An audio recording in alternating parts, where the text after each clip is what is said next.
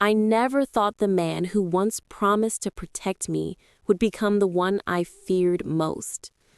My name is Elena. I was 32, a single mom to a beautiful 4-year-old boy named Mateo. After I caught my husband David cheating 2 years ago, I left with nothing but my son and the clothes on our backs.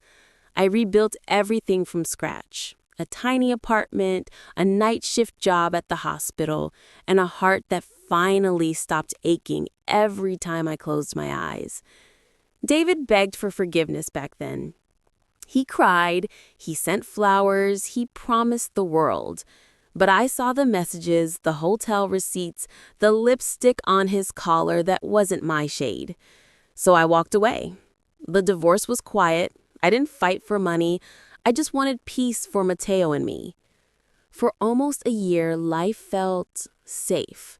I'd drop Mateo at Get Care, work my shifts, come home exhausted but smiling, because my little boy would run to me with sticky fingers and the biggest hugs. On weekends, we'd have picnics in the park, just the two of us. I started to believe I didn't need anyone else. My heart was healing. Then one Friday evening, everything shattered. I was carrying groceries up the stairs when I heard Mateo's laughter inside our apartment. My key was already in the lock, but the door opened before I could turn it. There stood David, smiling, like nothing had ever happened. "Surprise, Elena," he said softly, like he used to when he brought me coffee in bed. My stomach dropped. "What are you doing here? You can't just—" "Mateo missed his daddy," he cut in, stepping aside so I could see our son clapping happily on the couch, completely unaware. I let myself in. We needed to talk. I should have screamed. I should have called the police right then. But Mateo was watching, and the last thing I wanted was to scare him. So I stepped inside, set the groceries down, and tried to keep my voice calm. "David, you have to leave now." He closed the door behind me. The click of the lock sounded louder than thunder. That's when I noticed the duffel bag by his feet and the cold, unfamiliar look in his eyes. But what I didn't know that day was that David hadn't come to win me back. He'd come to take everything I had left. The first punch came so fast I didn't even feel it at first. Just the world tilting sideways as I hit the floor. Mateo started crying. David scooped him up with one arm and covered his mouth with the other. "Shh, buddy. Mommy's just playing a game." I tasted blood. My vision blurred. I tried to crawl toward them, but David's boot pressed between my shoulder blades. "You think you can just walk away from me?" His voice was low, shaking with rage I'd never heard before.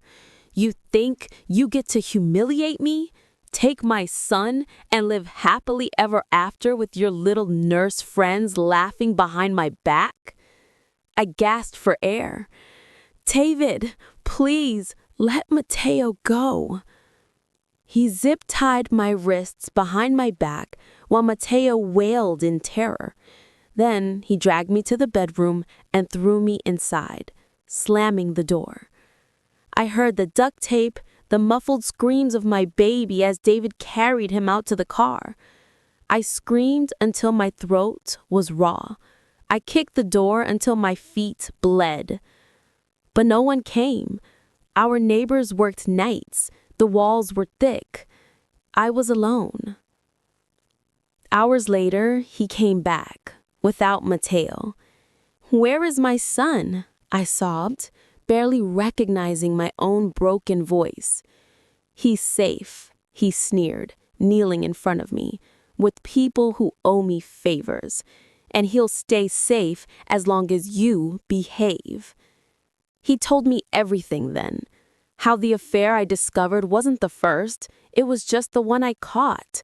How he'd been draining our joint accounts long before I left. How his new girlfriend had gotten pregnant, and now he needed money, fast, to disappear with her. My life insurance policy still listed him as beneficiary. $750,000. All he had to do was make me vanish. He forced me into the trunk of his car. The drive was endless. Every bump jolted pure terror through my body. I kept picturing Mateo's terrified face. I bargained with God, with the universe, with anyone who would listen. Just let my baby be okay. When the trunk finally opened, we were at an abandoned cabin deep in the woods. He dragged me inside, tied me to a metal chair in the basement. The smell of mold and rust choked me. He raised the gun. "This is your fault, Elena. You should have stayed. You should have forgiven me." Tears streamed down my face, but something inside me hardened. I looked straight into his eyes. "You're not doing this for money," I whispered. "You're doing this because I stopped being afraid of you, and you can't stand it." His hand trembled. That tiny moment of doubt, it was all I needed. I don't know where the strength came from. Maybe it was Mateo's face flashing in my mind.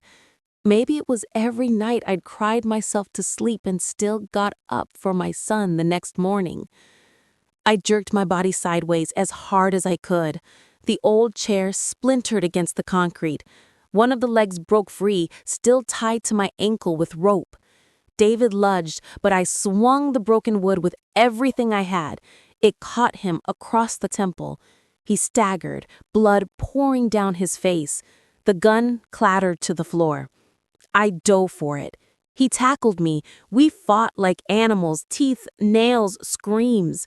I bit his ear until I tasted blood. He slammed my head against the ground. Stars exploded behind my eyes. But I got the gun. I pressed it against his chest, both of us panting, covered in blood and tears. "Don't," he whimpered. "Elena, I loved you." "You stopped being my husband the day you chose someone else," I said, voice shaking but steady. "And you stopped being Mateo's father the second you scared him." I didn't pull the trigger. Instead, I used my bleeding hands to dial 911 on the phone he dropped during the fight. I told them everything: address, Mateo's location, the people holding my son, names David had bragged about. They found Mateo safe, asleep in a cousin's house, thinking he was on a sleepover with Daddy. David is in prison now. Life sentence. The girlfriend testified against him for a reduced charge. Every penny he stole has been returned through victim restitution. Some nights I still wake up reaching for the gun that isn't there. Some nights I hold Mateo so tight he gibbles and asks why mommy's crying happy tears. I learned something in that basement, something I'll carry forever. The moment someone shows you they're capable of destroying you, believe them the first time. Forgiveness is a gift we give ourselves. But protecting your peace, protecting your child, that's non-negotiable.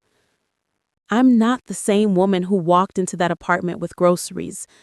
I'm the woman who crawled out of hell with her soul on fire and chose mercy over murder, not because he deserved it, but because I deserved to live without his darkness inside me.